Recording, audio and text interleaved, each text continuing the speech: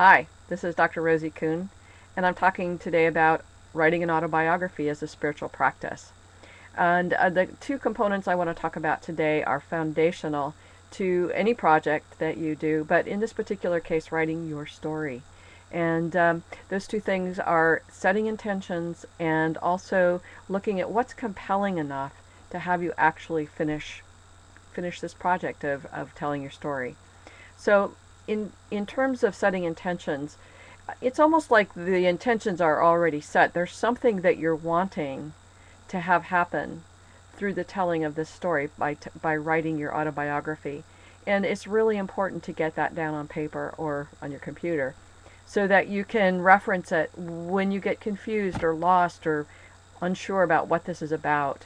Because this is a really challenging and you'll be putting in hundreds and hundreds of hours, and it's expensive. It's an investment financially as well that you may not recoup at the end of this. We all hope we do, but you may not. So what's the intention that's greater than just the money or the fame, or what is it?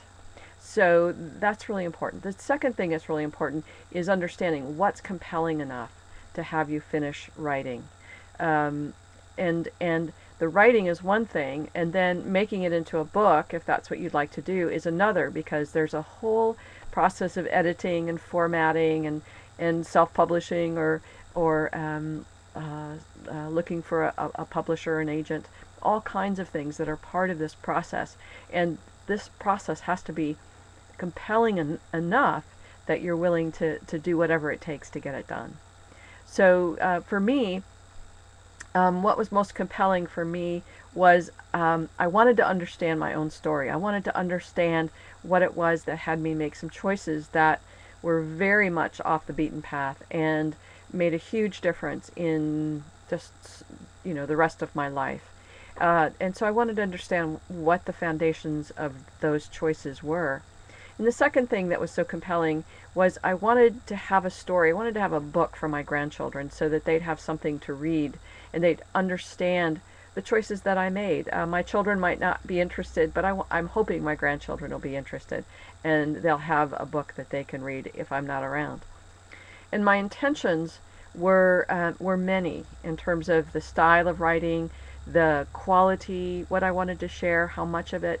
And I wrote that all down so that I wouldn't get lost or I wouldn't get confused. And I did get confused and lost, but I'd have my intentions to go back to make sure, oh yeah, this is what this is about for me. So that's it for now. List, if you can, write down your intentions for this writing, and also what's compelling enough for you to make this happen. All right, blessings on your journey, and I'll see you again. Bye-bye.